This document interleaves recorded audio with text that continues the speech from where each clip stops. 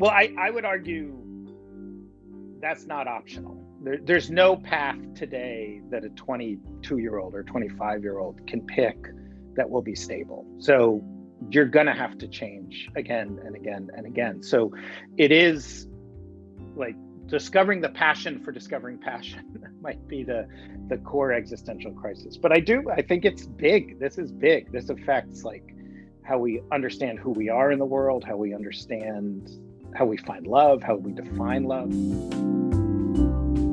Good evening and welcome to your library. I'm David Leonard, BPL President and host for our Arc of History Contested Perspective series. And I'm coming to you live tonight from my home in Boston rather than the library itself, due of course to current realities.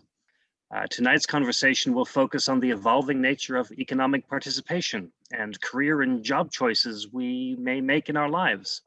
And I want to unpack with our guest how that's different than perhaps the dominant focus of the 20th century and earlier times, hence perhaps shedding light on contested perspectives.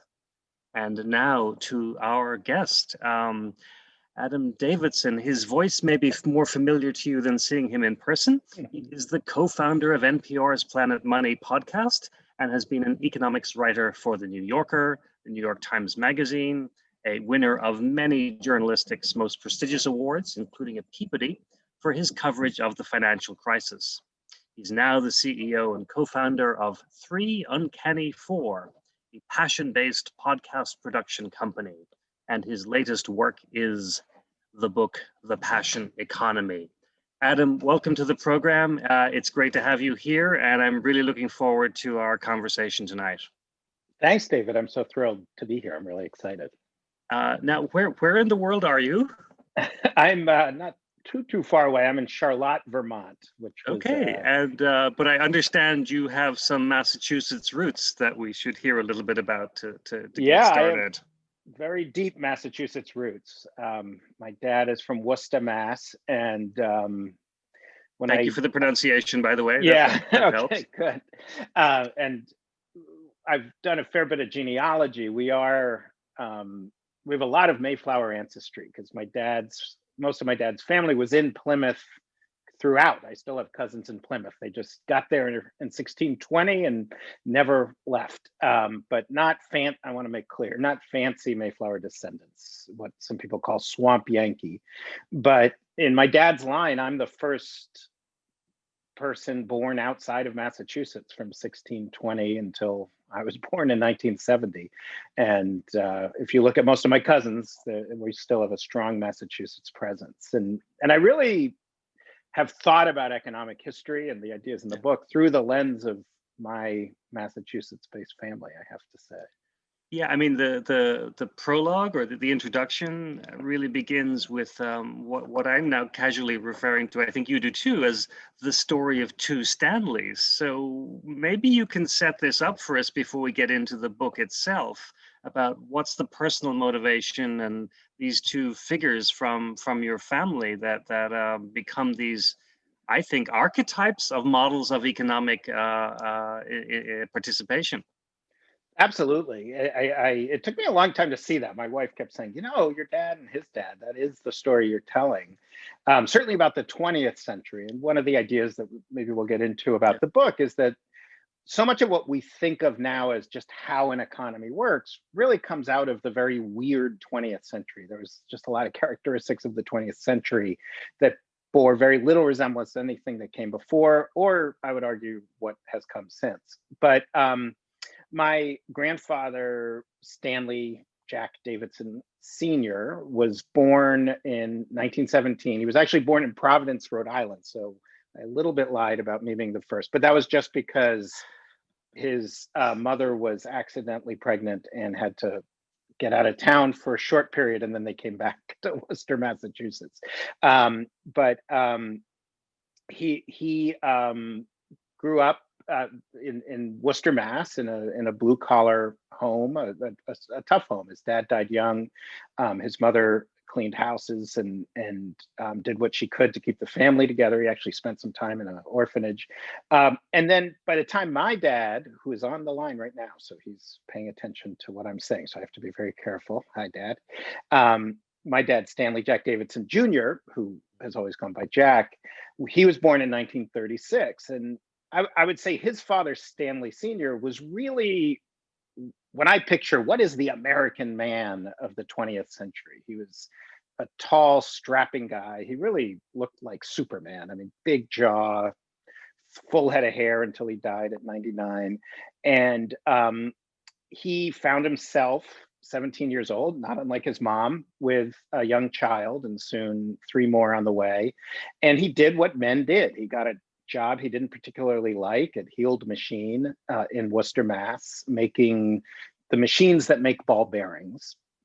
He worked, as he would tell you, you can't fight a world war without ball bearings. And so when wartime production began, he was working 2 shifts, 6 days a week. And my dad, if you ask my dad, what did your dad do? I have no idea. It just seems awful. I mean, his dad was at work. The idea that Stanley Sr. would love his job or find who he was in his job was an absurd idea. That's not what a job is. A job is the awful thing you do to make money so that your family can eat. And he was a good provider, and he did have his joys. He was a good ballroom dancer. He had some personal expression, but most of his life was about work and doing work that had to be done because you either had to fight a world war or you had to eventually got in the plastic extrusion business, these very fundamental industrial jobs.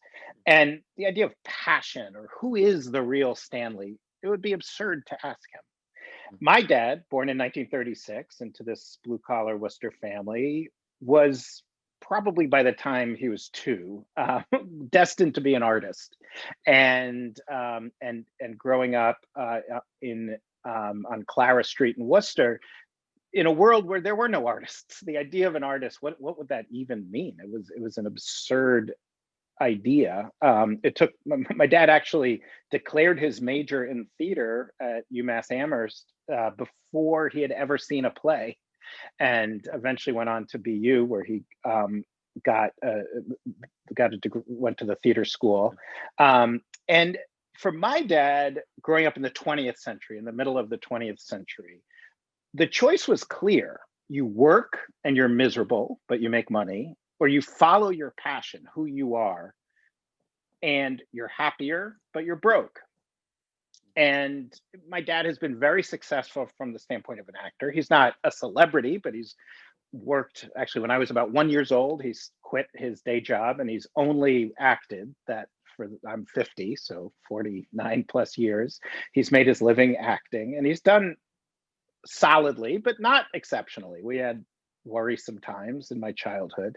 And it was this idea that there was a bifurcation. There was being who you are authentically, passionately, and that was a choice to not participate in the economy, or there was a choice to participate in the economy and suppress who you were, you didn't go to work at IBM or Procter & Gamble or whatever, and say, well, I really want to be an accountant in the unique way that I'm an accountant. No, that's not how the 20th century worked.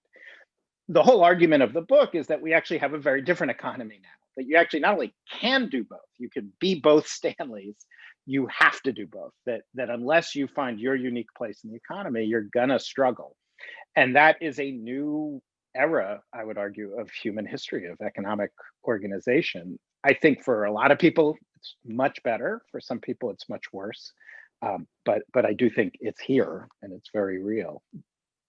So I really like the counterpointing between these two. I used the word archetype earlier. I think that's what we're striving for, and I'm sure out of respect to family members, these are both generalizations to some extent. Although pretty spot on. I mean, my okay. dad was an artist in Greenwich Village. He still is. He's sitting in Greenwich Village right now as we talk, and had a very bohemian Greenwich Village life. I grew up in a world of broke, passionate artists, living their true selves and making very little money. And my grandfather was as Republican, business oriented. You couldn't really talk to him if it wasn't about the stock market or business strategy or something to do with money and business. And to be honest, we didn't really have a sense of him as his grandchild. It was only when I got older and became an economics journalist that I found ways of talking to him, but he had very little interest. So I think on the one hand, they're almost cliches. I mean, they're such extreme examples of what they represented, but it is true. It is who they were. And they struggled. I mean, towards the end, I think they found a peace, but I don't think my grandfather ever understood my dad's choices to become an actor. Might as well have said, you know what, Dad, I think I'm going to be a butterfly. It was meaningless. It was crazy. And my dad, certainly, you could never talk to him about the stock market or business. It's not his interest. I think I heard you say a moment ago that this was a counterpointing or counterpositioning that came to you a bit later on. It wasn't necessarily where you started. And I know we haven't left the introduction yet. We haven't actually talked about the book, which we will do. But was that the way was this written after the book itself, or the main chapters, or yes, it was. Okay. Yeah, it was the last thing I wrote was the first thing you read, and it was I was really struggling with how do I, because the book is mostly, each chapter I do a portrait of a business person, someone or just someone I find interesting, passionate, who's found a way to unlock opportunity in this economy for all its troubles, and then I try and analyze them. I try and put them in a historical context. My goal was to make a book that was a pleasure to read, not an economic tome, but to have solid economic ideas in there and be grounded in economic thinking. A lot of the ideas came out of work I did with a group of professors at MIT and Harvard and business schools. But it is a fairly sweeping argument that deals with centuries of change and broad trends in the economy, and I wanted a way to just crystallize it, and I was really struggling, and my wife said, just tell the story of your grandfather and your dad. That's the way to crystallize it. And it works remarkably well, because when you start with that and then you move through the chapters that are about these 10 rules of a passion economy, and unpacking each one, and then many case studies that illustrate some of these points. And I do want to talk about maybe one or two of the case studies tonight as well, but not all of them, because we want people to buy the book or borrow the book and read the book. Have to, or you will not thrive in the 21st century unless you buy the book. And I do want, it's implicit in the book. I think I make it sort of explicit, but if my grandfather, thesis, antithesis, that I really was synthesis, that I loved my childhood and I loved growing up we lived actually in all artist housing in Greenwich Village. Again, my dad still lives in that building. It's this very special building called Westbeth. So all the adults I knew, I didn't know anyone who wore a tie to work. I didn't know I knew very few people who had jobs. I mean, these were painters, dancers, musicians, actors. Those were my friends' parents and my parents' friends. And it was a very exciting, passionate way to grow up. But when I came of age, born in 1970, so in the 90s, when I left college, and I sort of wanted one of these things I had heard about, this thing called a job with a paycheck and maybe a 401k, and like an idea that I'll know how I'm going to pay the rent, not just this week, but 6 months from now, today. These kinds of radical ideas that I had no exposure to felt very exciting to me. Picking up on this notion of a Hegelian synthesis of these two, these, I mean, are you a living synthesis of these two archetypes in your family history that then you document in this book through the passion economy? I think I am. Yeah, I think that, and I think I'm lucky because history allowed me to be one. I don't think my grandfather did have a choice. I think and I think I was offered something because of history, because I came of age in the 90s into the 2000s as these changes were happening. But I think in the 1930s and the 40s and the 50s, if you were a parent of children and you wanted to support those children, you probably did have to put aside your passions and desires and focus on work. And I think for my dad, there weren't a lot of ways in our economy to express your truest self and make a reliable income.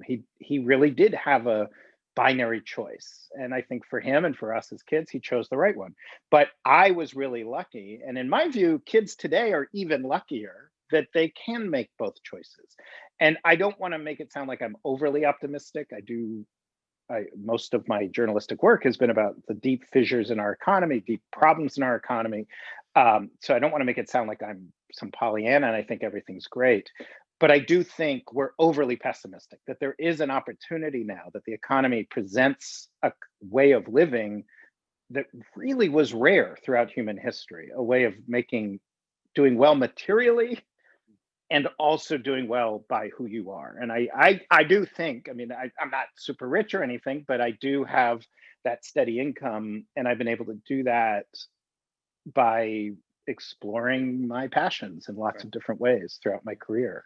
Right. And the book ends with a call, or some sort of a call, to engage with this idea and pursue it. And one of my questions for early on is, does every individual in society, and certainly in American society, which is so divided, and you work around the Great Recession, articulate some of the whys of that more recently, but does every individual really have the opportunity to pursue something that they're passionate about, and that it can be both satisfying personally, emotionally, economically, and make a living? And that's I don't know that most people would automatically say yes, because there are so many barriers that we see in society for people to pursue their passions.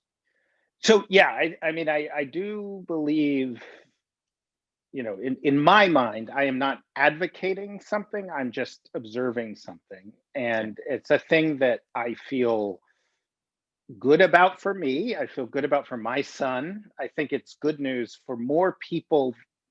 I think we're overly pessimistic for a lot of society, but we're not yet fully reckoning with the pain at the bottom end of the distribution. And so so if you think of human history, most of human history, the dominant form of making a living was being a subsistence farmer, being a semi-literate or illiterate peasant. And that was true in Massachusetts. It was true up until fairly recent times. And that was a tough way to make a living. There was, of course, always, or since the dawn of civilization, some kind of landed aristocracy, priest class, whatever, that was small, but wildly, they consumed most of the surplus. And there might have been a very small 1%, 2%, in some cases 10% of the population who were merchants, traders, things we might associate with something like a middle class entrepreneurial lifestyle where you could choose. But for the most part, most people did what their parents did. And it was sort of an open question if they would survive a bad winter, or if their life would be better or worse than their grandfathers or great grandfathers. And then the 20th century came along, and we had this process first in England, then in Massachusetts, then throughout the US, and eventually in much of the rest of the world, of industrialization. And there has never in the history of the world been something as potent as converting semi-literate peasantry into factory workers. There's a lot of misery that came along with it. I'm not saying it's the greatest thing ever, but the productivity that happens when you go from eking out a living in a small subsistence farm to just having a manual labor job in a factory, it's so much more productivity that we lifted up almost everyone. I mean, you look at the numbers, it's the average person in 2000 is something like 13 times richer than the average person in 1900. And that was an opportunity. You saw growth at almost every level of education, of income, of not, obviously there were problems. There was deep structural racism. There was awful, I'm not saying everything was great. I'm just saying there was this kind of upward force that dragged much of the population up.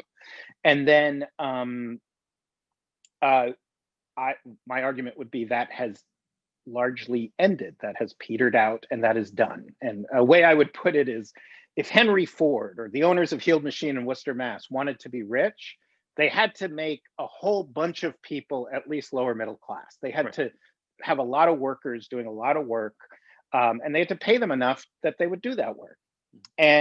But if Mark Zuckerberg wants to be rich, he doesn't really need to make a whole lot of other people that rich. He only has to make a few hundred, maybe a few thousand people rich. And a lot of the people he's making rich were already rich to begin with. And so that yanking upwards from the economy isn't happening anymore. And that's going to be disproportionately felt by people with lower skills, lower adaptability.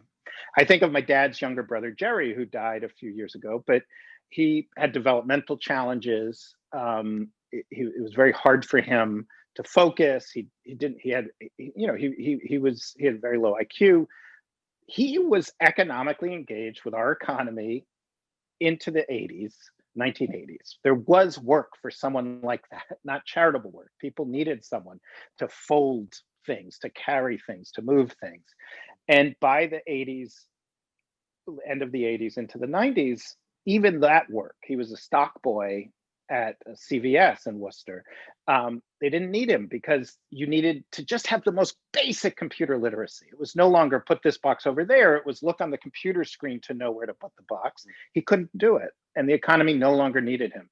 And so there is a lot of people. I don't know that is it 30% of the population? Is it 50% of the population? I think it's that kind of size. It's a lot of people, but that still tells us, though, that this economy doesn't only work for the 0.1%.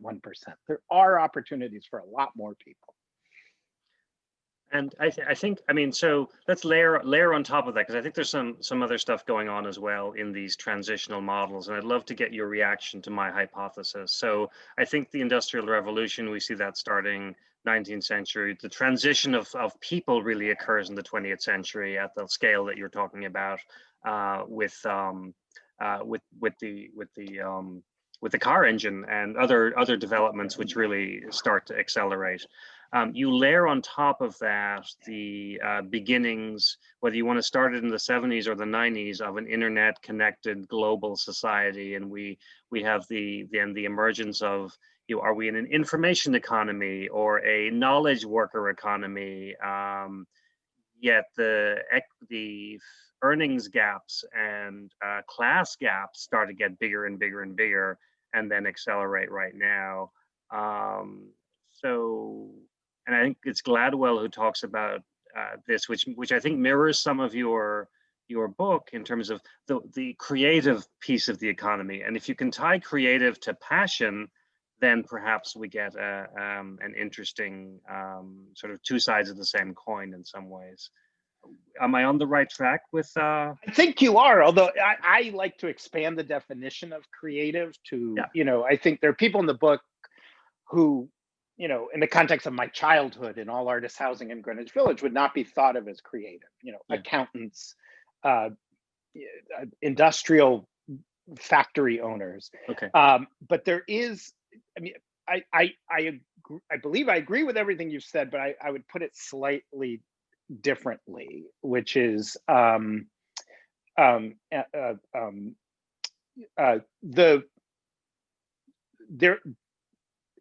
early 20th century, the way economic historians talk about it, there were these innovations that were initially just someone figured it out. Smith and Wesson in Hartford, Connecticut, figuring out or mastering interchangeable parts in a manufacturing process, or Lowell figuring out the multi-step factory, the kind of vertically integrated factory. These innovations that for a period of time, a very small number of people held, sort of famously, some of them were invented in England, and New Englanders went over and stole the ideas, and but eventually they became generalized and they were available to everybody. And the economic historian, I mean, the telegraph would be an example, batch processing, the conveyor belt, these kind of productivity enhancing tools that eventually just became available as kind of a growth engine for anyone or any business. Now you had to have capital, you know, I'm not saying every single person could start a car company, but it broadly benefited. What I would say is certainly from the 70s into nowish, information, automation, as well as logistics, supply chain, in a globalized context, were major innovations that if you had those things, you got to be richer and more powerful, and you got to keep them from other people. And I think those are becoming a more available tool. And so what that means it was is an intellectual property to some extent that was proprietary and secret and kept that way. Exactly. Right. And so if you think of, okay, my grandfather Stanley, he never graduated college, but he was a very bright guy. In fact, he did eventually weirdly go to get his MBA from Harvard, even though he only had a high school degree, which I don't think you could do now. But he was a very bright guy, and he was very thoughtful about his choices. And his best choice was to put his brightness into the Heald family's industrial design and help them make their company do well.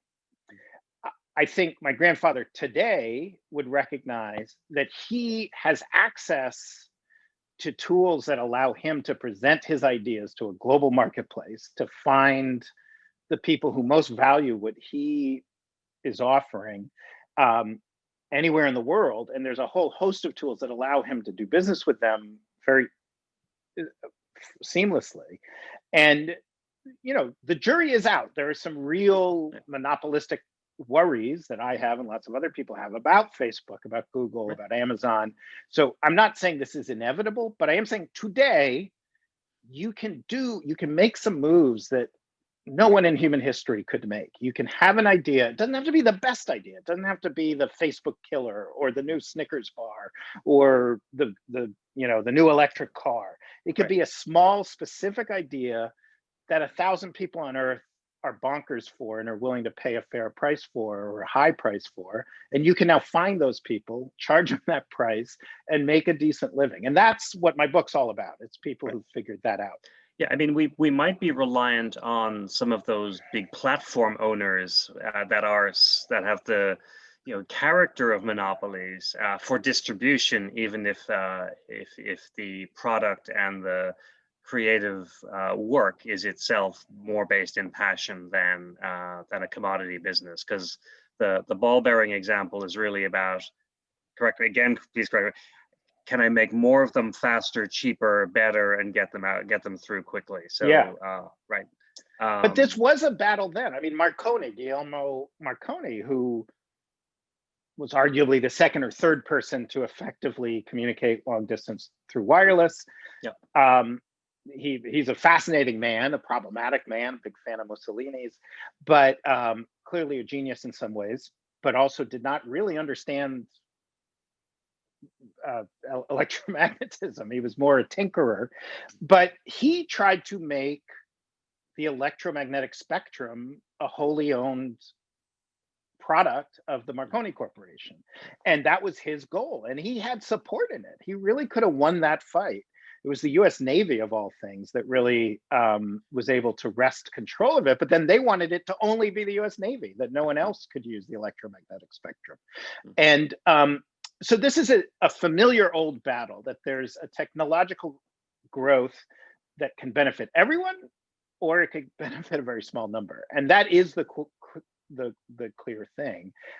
That being said, today, Google and Facebook, I have a lot of problems with Facebook, a lot, but every single day, there are people launching very successful businesses on those platforms, finding a sort of economic independence that would have been impossible 10 years ago, let alone 100 years ago. So I don't want to overstate their evil. and I generally feel more benign about Google, although I worry about them too. So, yeah. We could probably have an argument about who's worse when it comes to individual data management and ownership and proprietariness and so forth. But I do want to turn to the book, and there's one of the case studies you use is the brush company one, which I think is so completely illustrative of the ball bearing like factory production model first. The globalized threats are in there, and then the generational shift to something that's more design, creative, passion based is fascinating. Could you just tell us about what this company goes through and what the family goes through? Because I think it also maps to the Stanley story in some ways. Yeah, which is absolutely. fascinating. Yeah. No, I love the story of the Braun Brush company.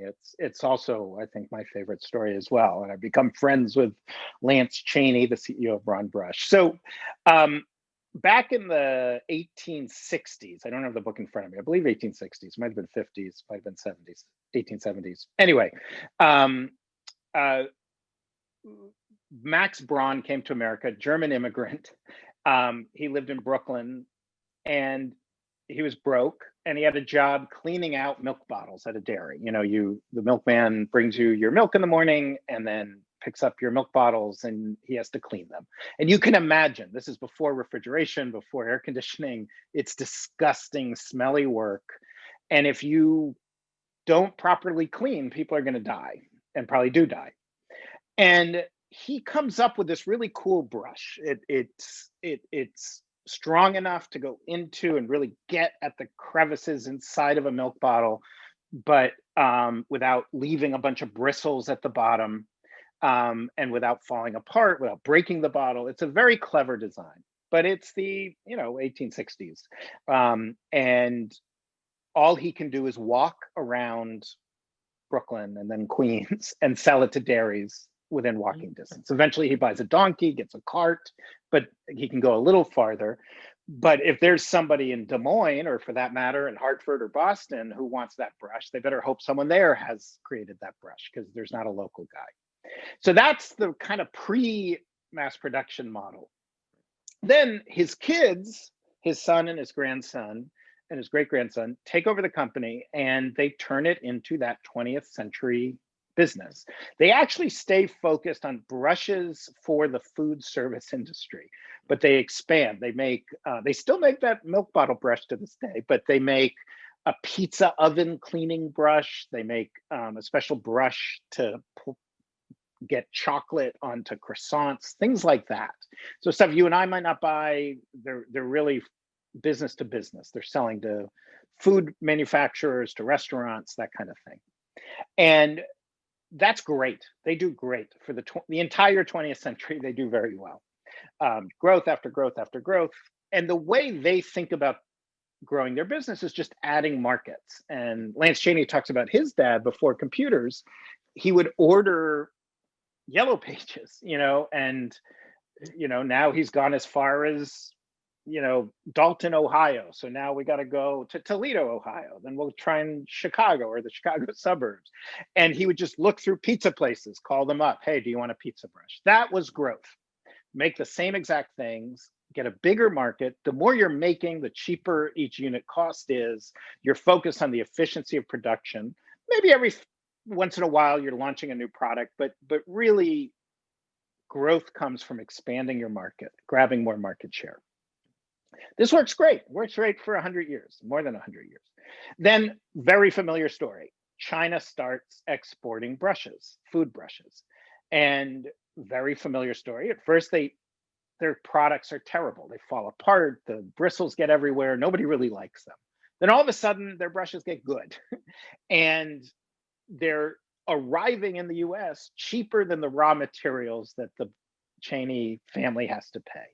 And we know this story, and this is often the story where that company collapses. In fact, my grandfather's company, he didn't own it, he worked for it. Heald Machine was eventually bought by Cincinnati Millicron, and eventually it collapsed. And the entire US machine tools industry has gone.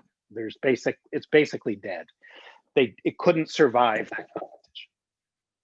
So broad brush seemed to be heading in that direction. And Lance Chaney's dad kept saying, no, we've got to make more. We've got to make more. We've got to sell more. We've got to more volume.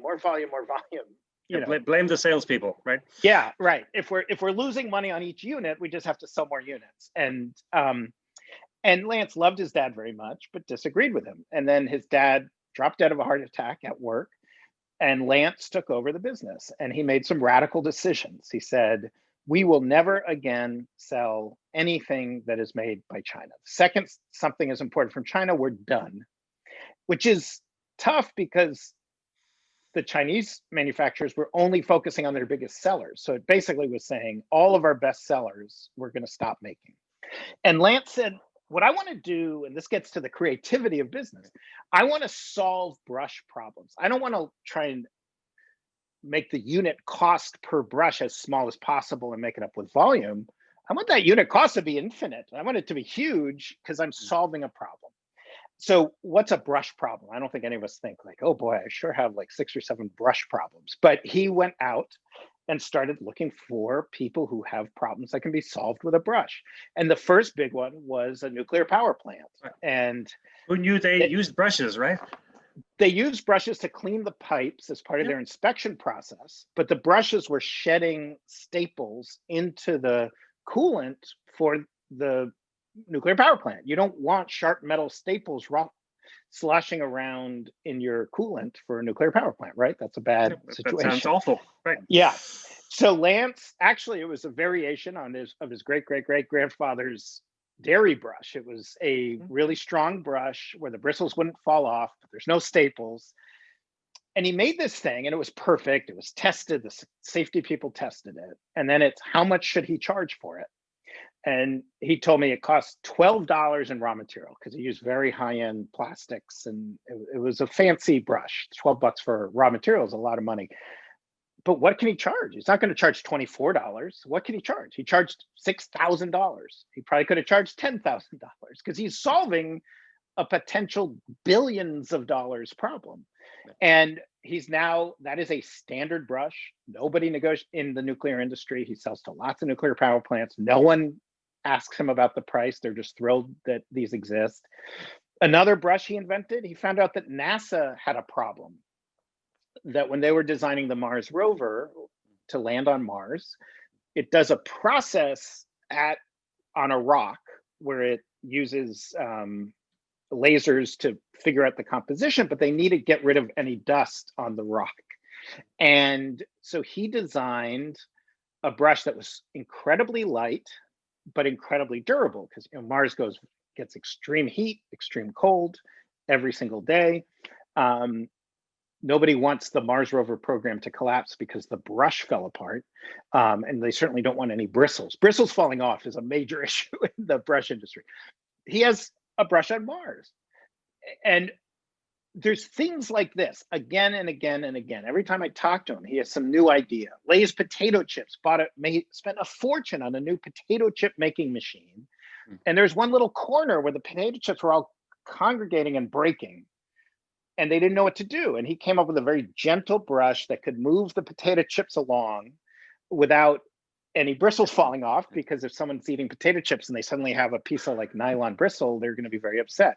So, but to me, this isn't just a weird story about brushes. It is the transformation we're talking about. It's converting from mass production, where your focus is on making more of the same thing, cheaper and cheaper and cheaper, and selling to as many people as possible, to what you're really selling is the creativity and ideation that goes into solving unique problems for a unique set of people, where you're in a value conversation about price that has nothing to do with raw materials. You're able to charge a much higher premium. And it's not like he's stealing from them. It's good for Lay's potato chips and NASA and the nuclear industry that there's a guy out there trying to figure out how to solve their problems like that they benefit tremendously from that. And I think that's the mental shift we all, I think, should be making, is not what's my killer app kind of thing that everyone's going to want, What's my thing that 99% of people, you don't want one of those Lay's potato chip brushes. You don't want one of those nuclear power plant brushes. You would never pay, you wouldn't pay $1 for it, let alone 6,000. But that's okay because it's not for you, it's for them. So let's jump from this example to the name of the model that you're using for this, which is the passion economy. So what are the takeaways from this story that I think I call them 10 rules. It's actually 8 rules, I believe, for your yes, or 8 or 9. So yeah. So which of these rules or what about that makes this an example of, oh, we're now in this is an example of the passion economy? So for me, the passion economy is when a person or a business has identified a set of, I mean, ultimately it's a product or service, but usually it comes out of a set of characteristics that they can uniquely put together that uniquely serve the needs of some other identifiable person or business. So, I thought about calling it the matching economy, the intimacy. I like the idea of the intimacy economy, but my wife thought that would give the impression it was a book about sex. And although maybe passion economy, that's not what the book's about, but maybe, but it's about this idea of matching your unique offering to the people who uniquely value what you have to offer.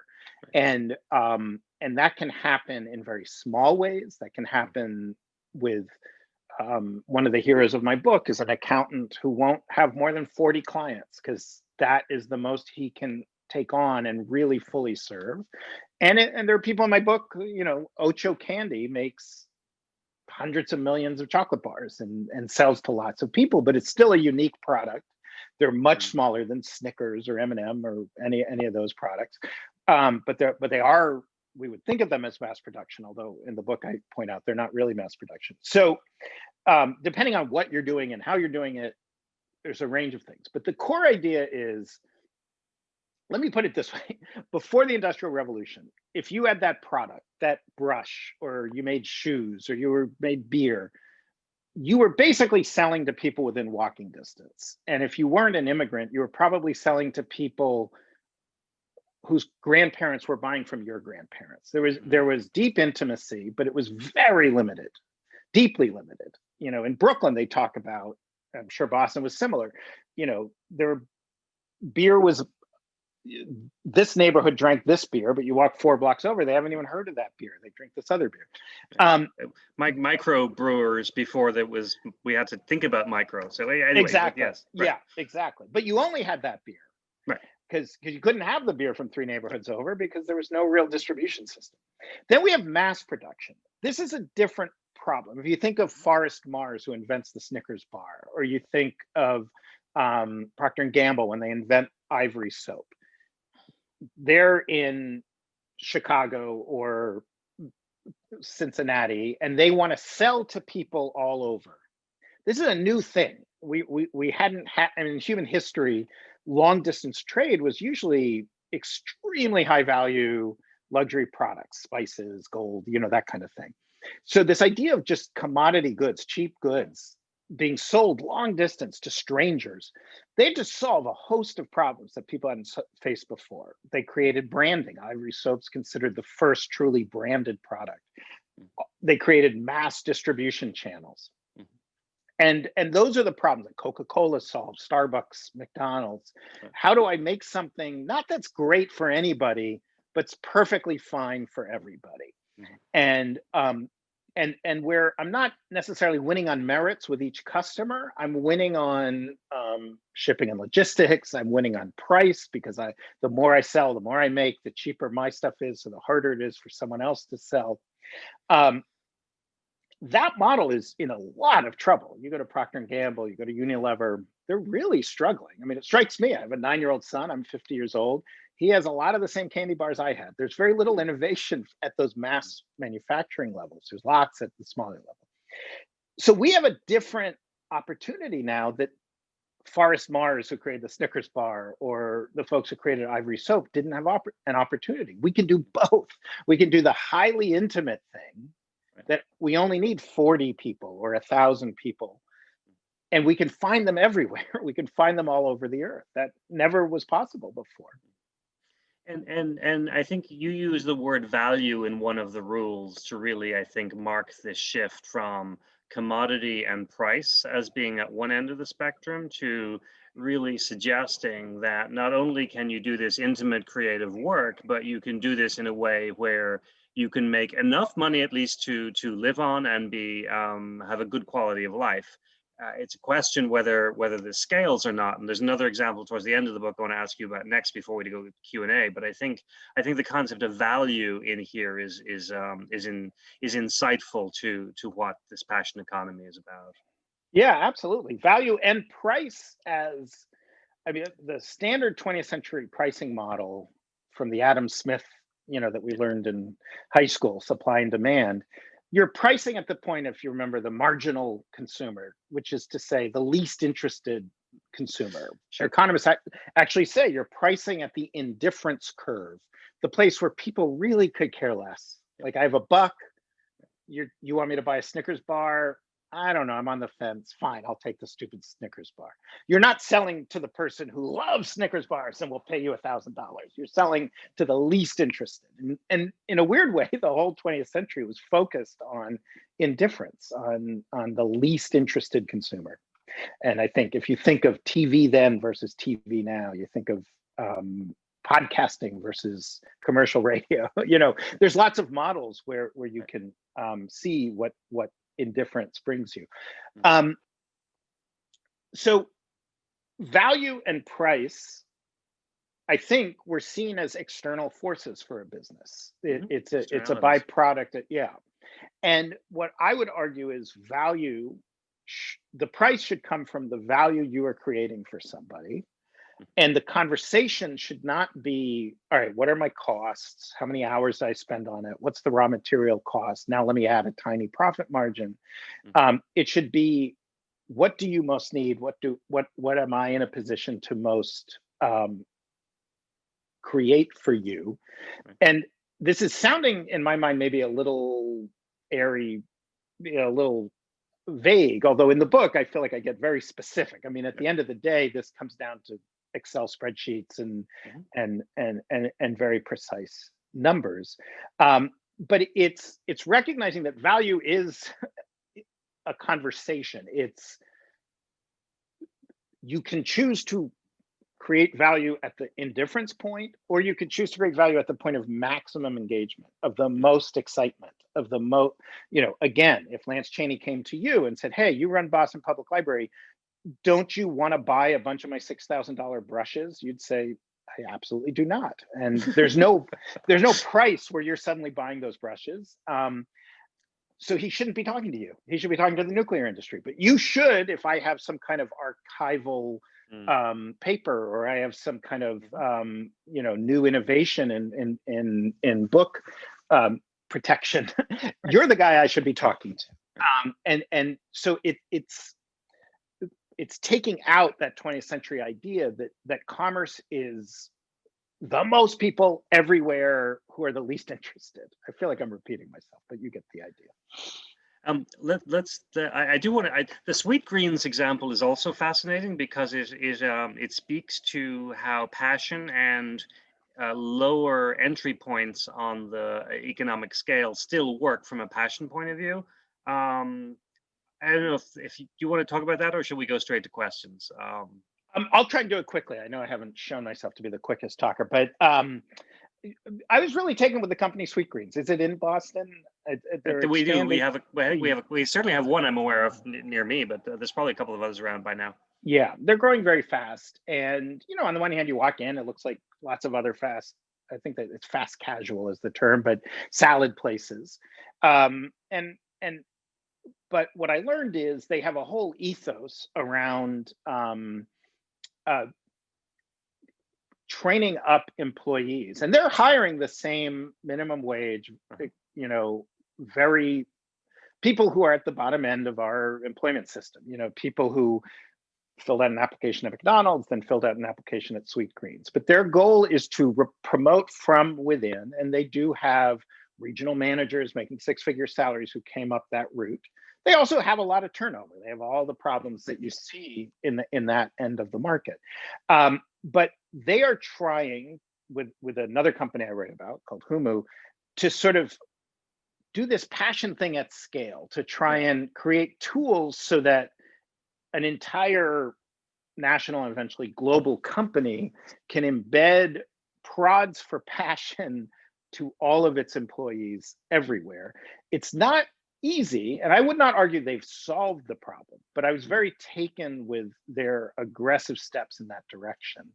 Because I do think that there's going to be a lot of people who can be entrepreneurial, who have that opportunity, but we're still going to have a wage-based economy. People are going to need jobs, and I think employers, I hope, will increasingly find that if you're not creating conditions where an employee can really feel that they're presenting some version of their authentic self, that they're not going back to ball bearing manufacturing, you're going to retain people longer. You're going to delight your customers more, et cetera, et cetera. And I'll take there's a sequitur here. Like Susan is asking about universal basic income as a component.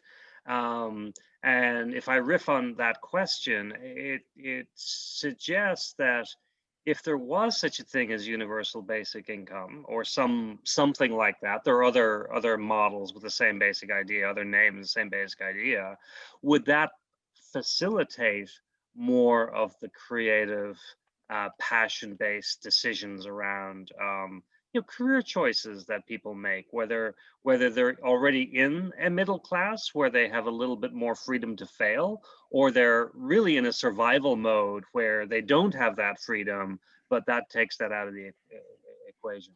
A, would that work? And B, do you think we'd ever get there?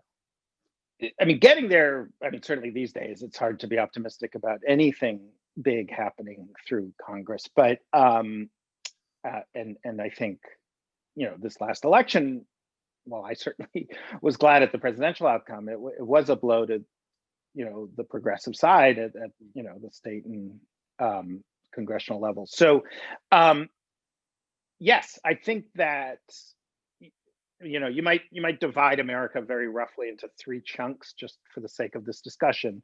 There's the chunk that really can do fine. I'm not worried about them. And I would say that's not just rich kids who go to Harvard. That's tens of millions of people, who have, it could be people from a lower middle class family, but it's people with some bit of a basic level of education, a basic level of support, which doesn't mean they inherited millions of dollars. It could mean they just know that worst comes to worst, they can sleep on their parents' couch if it came to that.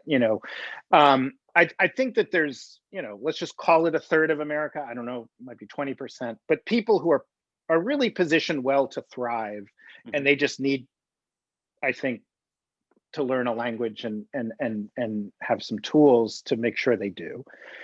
There's a bottom group that might be more than a third that really, it's hard to see how our economy is set up for them to earn a wage that works. And they're probably, it will take generations for early childhood education and other programs to get that population.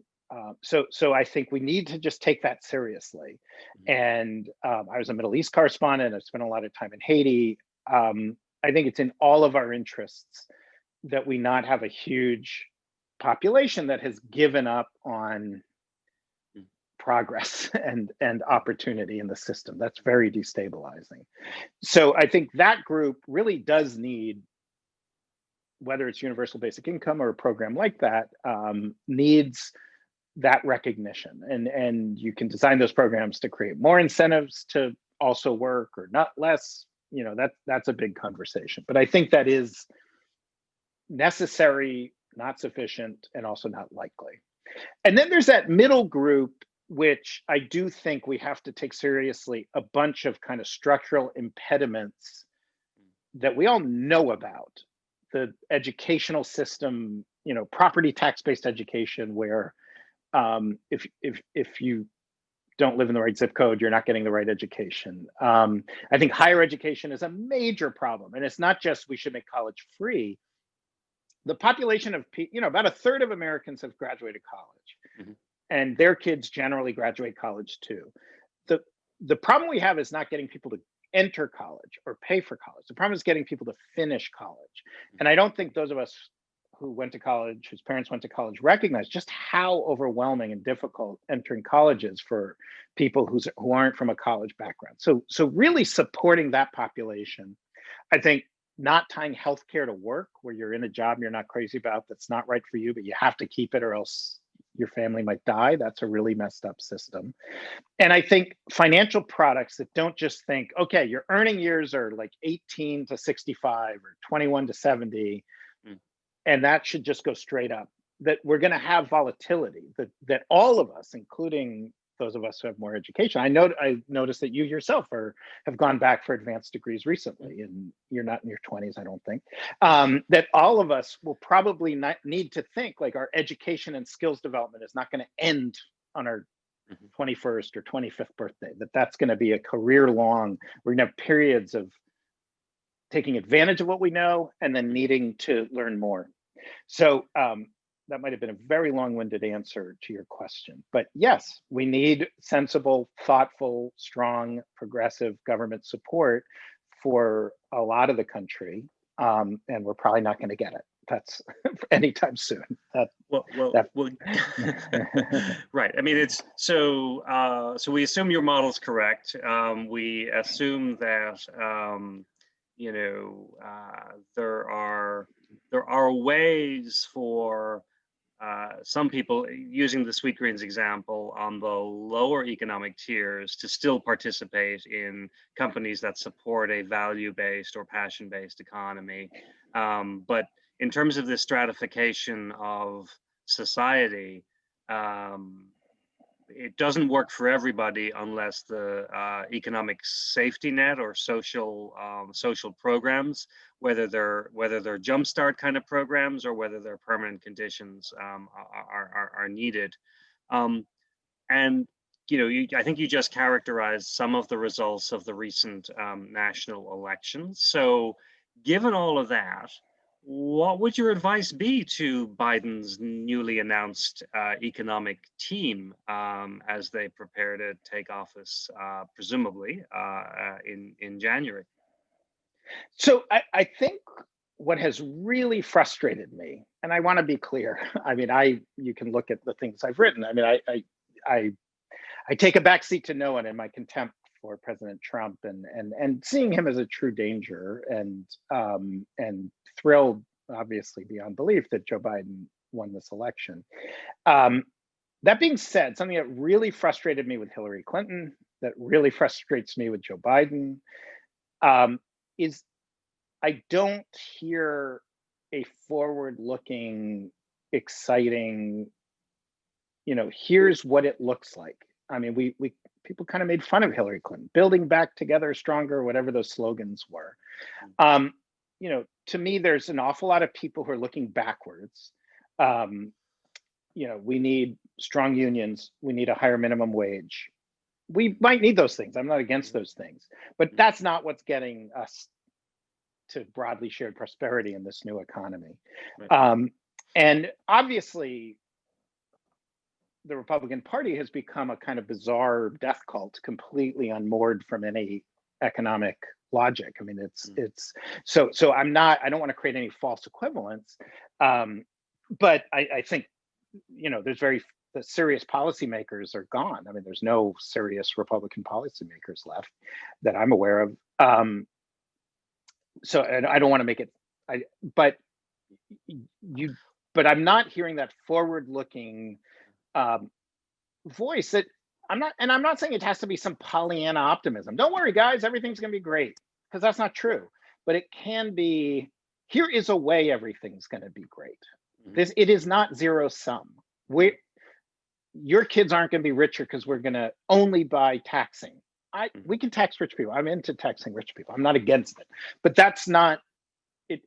The zero sum language I will say on both sides, although again, I don't want to create a false equivalence. The Democrats are grounded in reality and sensible policy.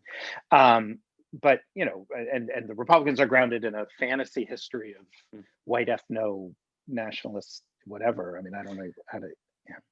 But if we set up an opposition that's maybe avoids complete moral equivalence, you have at least traditional Republican conservatism on fiscal values being pro-business.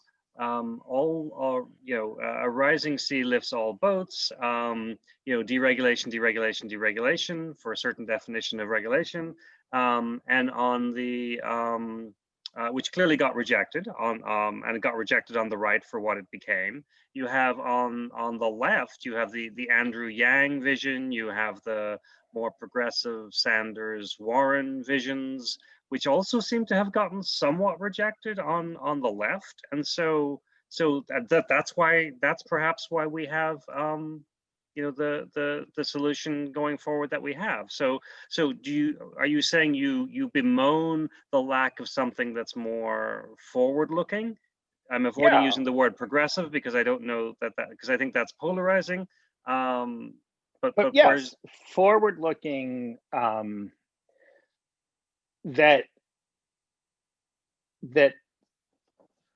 embraces the idea of economic growth, which is different from industrial growth or environmental catastrophe type growth, and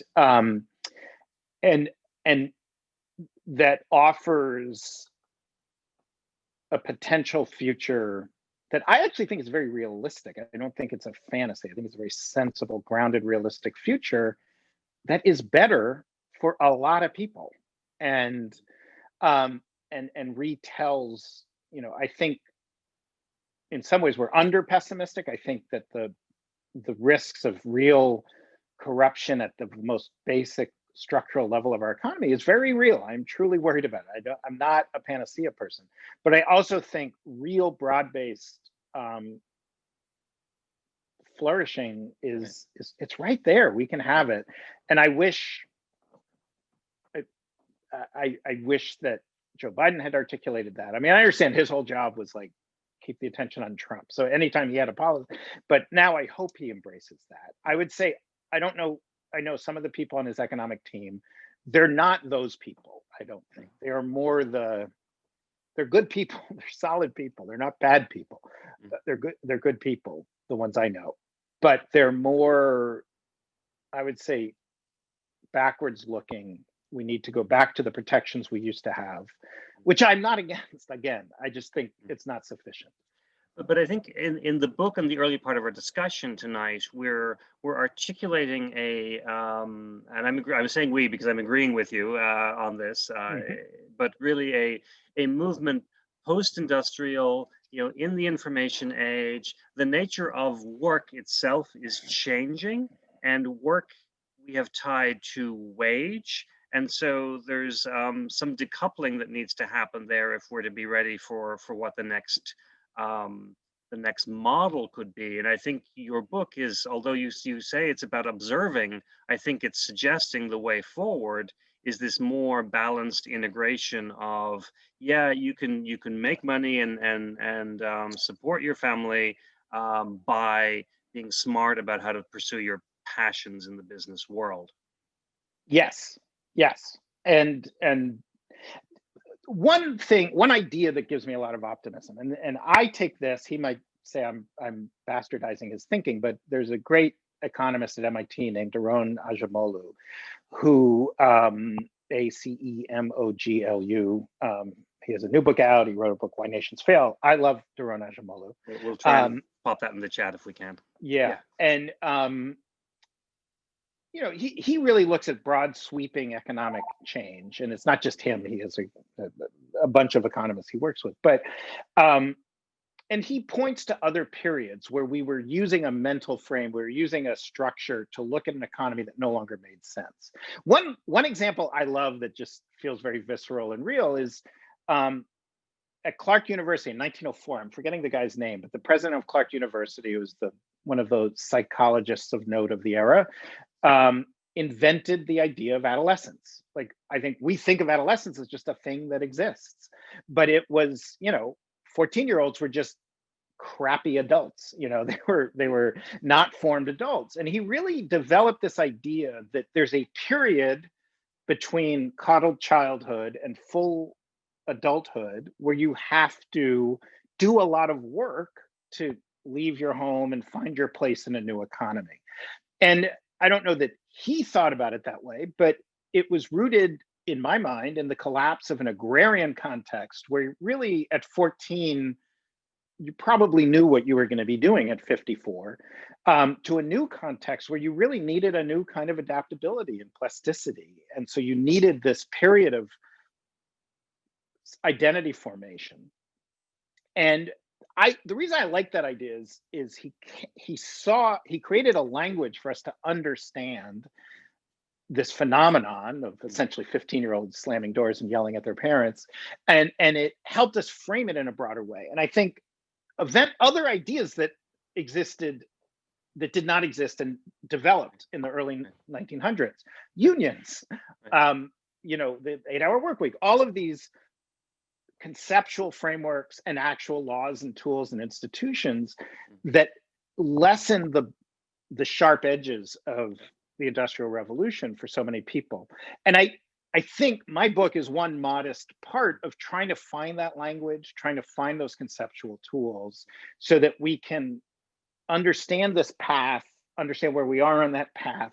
And that would be, to me, it has happened many times in human history where the economy changed, a new structure came in, there was a period of chaos. Moses was wandering the Sinai, but eventually a new generation understood it. And I will say, when I talk to 19-year-olds, 20-year-olds, 22-year-olds, I see them intuiting things that people our age still find a little off, a little confusing.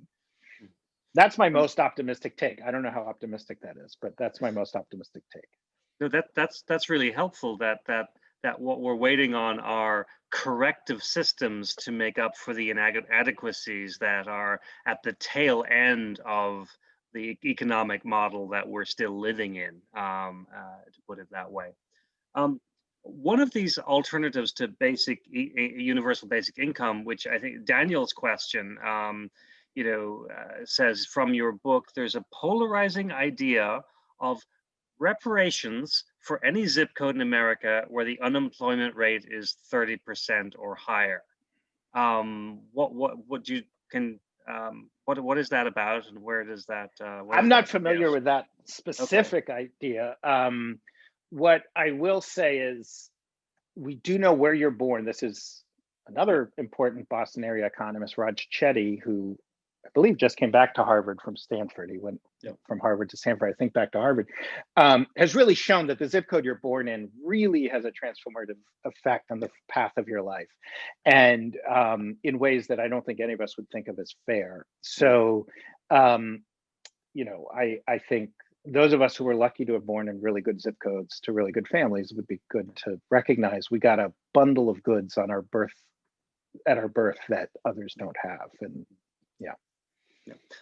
this next question relates to healthcare and benefits, which certainly from the latter part of the 20th century and probably a little bit earlier. I'm not an expert in this topic at all, but they've become coupled to our workplace and the company. So the question is, do you think it's necessary to decouple health and other benefits from passionless corporate jobs and structures in order to encourage entrepreneurship and passion enterprises?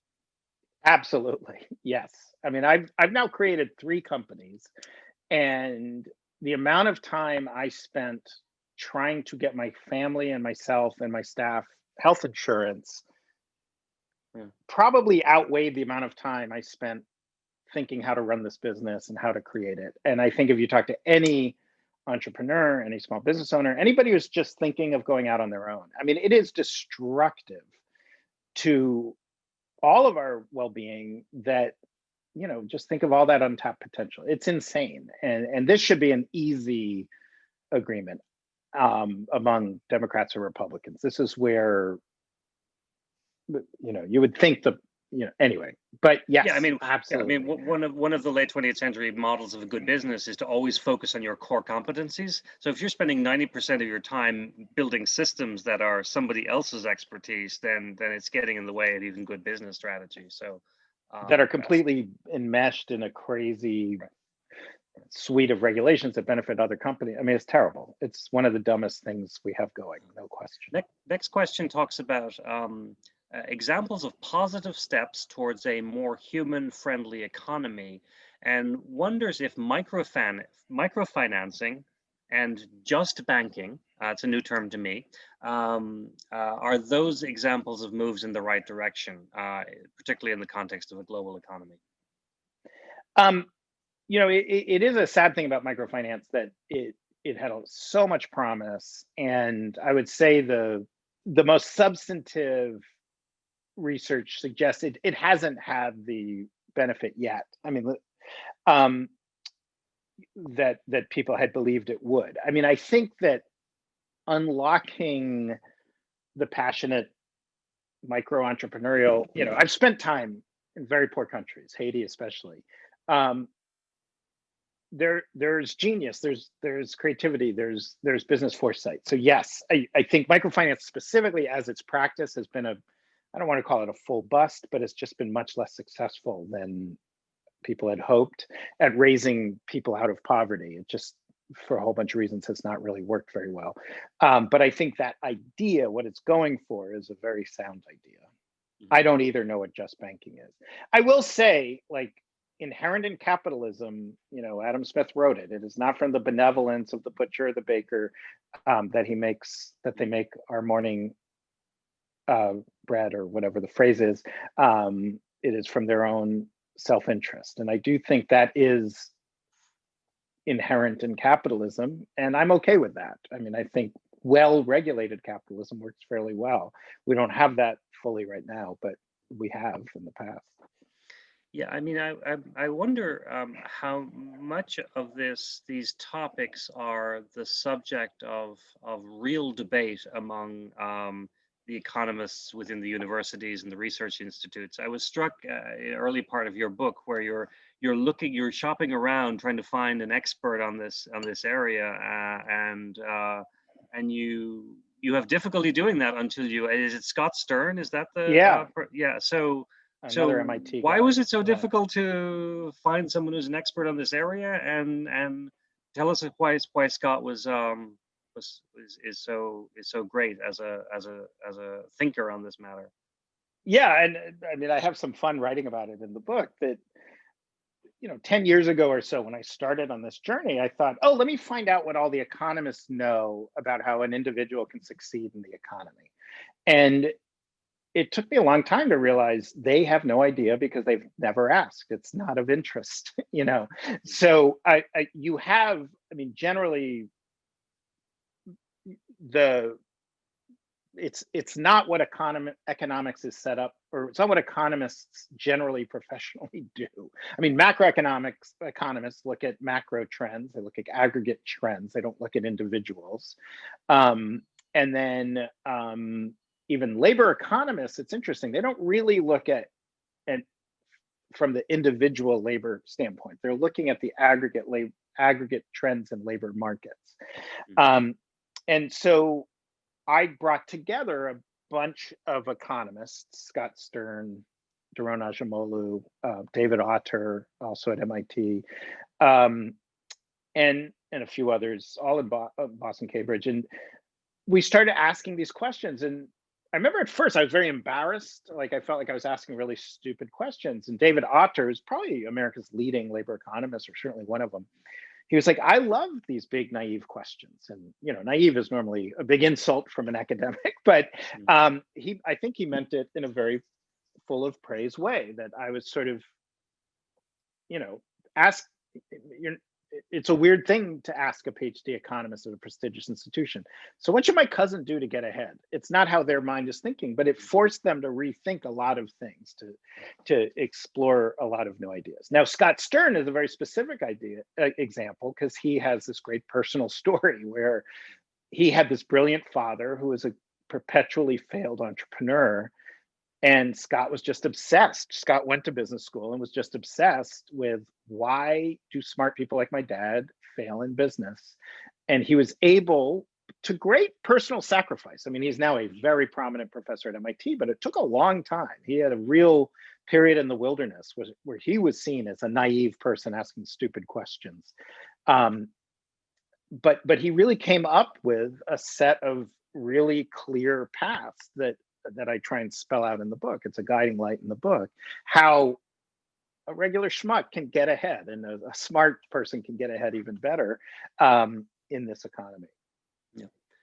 There's a just question came in from Pat about the gig economy shift, which in there's probably, are there two sides to this? One part that's very positive and one part that allows for one part is like individualized outsourcing, which is driving price down. It's actually, I think, treating individuals as ball bearings, if you will. Yeah, absolutely.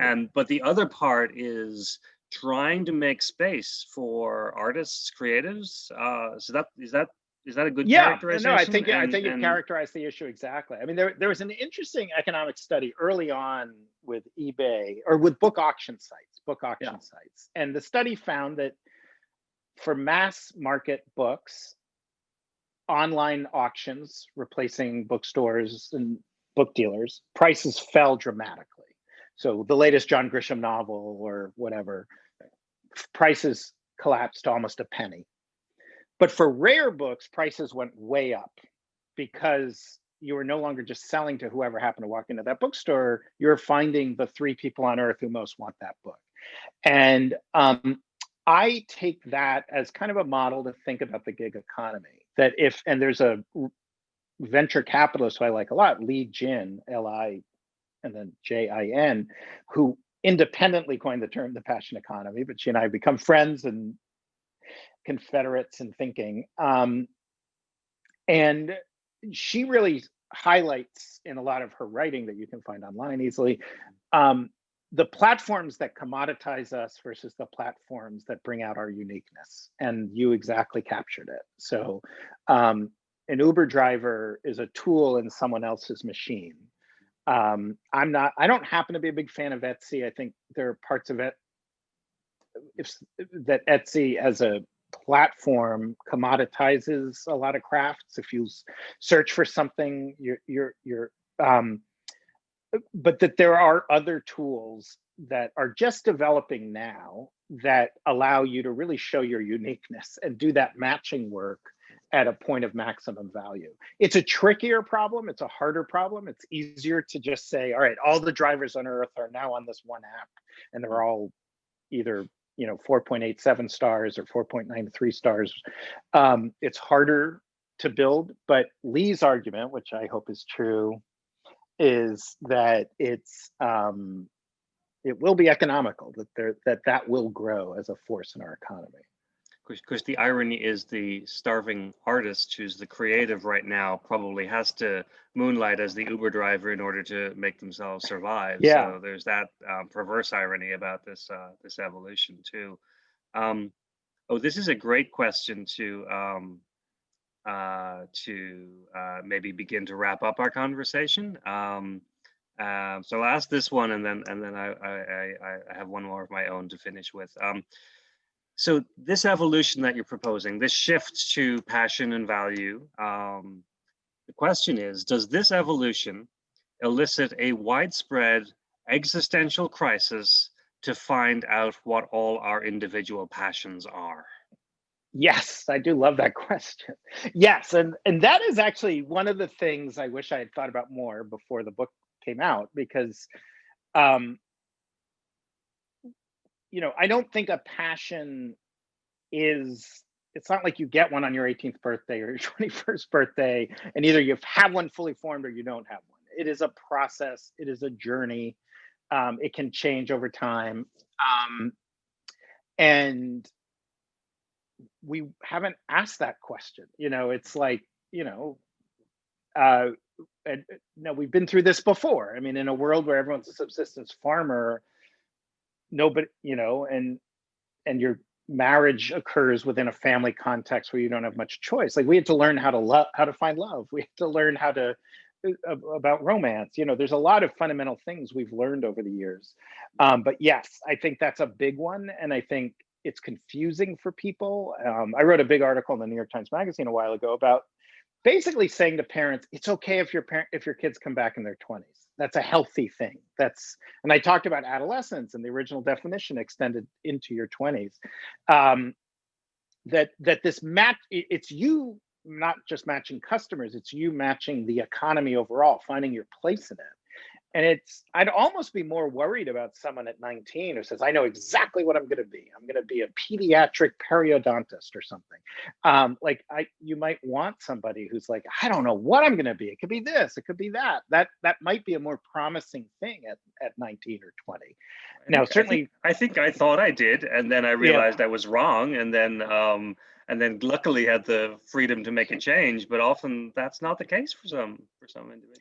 Well, I would argue that's not optional. There's no path today that a 22-year-old or 25-year-old can pick that will be stable. So you're going to have to change again and again and again. So it is like discovering the passion for discovering passion might be the core existential crisis. But I think it's big. This is big. This affects like how we understand who we are in the world, how we understand how we find love, how we define love. I was talking to someone the other day who brought up a really interesting point, who's now very successful, but he's like, I'm successful now because in my mid-20s, I lived on my parents' couch and made no money, but he had a plan.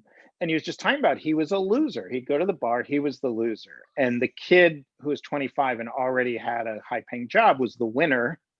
But he's like, but that guy's actually more the loser than I am. And he was just saying in this interest, I found that interesting, in this kind of family formation dating context, we're still using old cues to assess mates that might not be quite right. So tell your kids only to date people who don't have jobs and are sleeping on their parents' couch. Well, that's countercultural.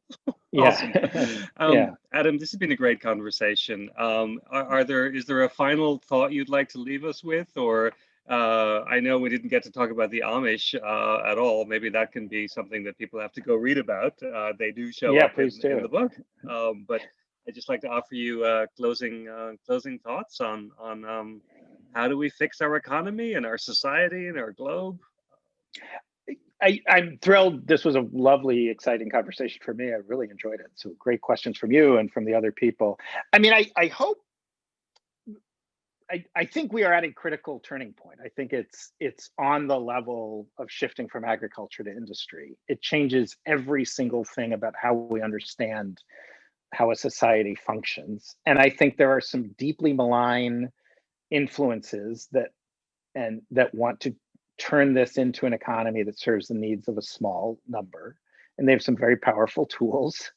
And I think there also is a real counterbalance to that.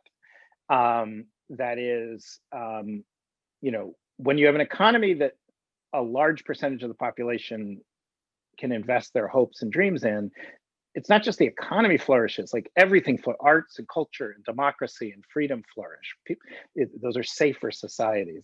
So the stakes are huge. I do hope people feel a touch more optimistic, but I find it hard to know how to balance optimism and pessimism. Ambivalence, as they say, doesn't just mean I'm not sure. It means I strongly feel both things in big ways. So I guess my final message is, it is the best of times and the worst of times. Like it's an exciting time to be alive. The next 20 years will be a fascinating period of human history. And one hopes, as we move from this COVID pandemic and its fiscal and financial impacts, there will be opportunities to reshape how we do things as we eventually come out of this. Yeah, I do hope at least some of us have spent this time, I know I have, really thinking, wait, what do I want in my life? What do I value? Great. Well, Adam, thank you so much for joining us. Good luck with the book, and we'll keep an ear out for you on the podcasts and on NPR. Thanks everybody for joining us tonight. I'd like to extend my thanks to the BPL staff, the GBH Forum Network. Thank you for joining us. Please be well. Please be safe. Good night. See you next time.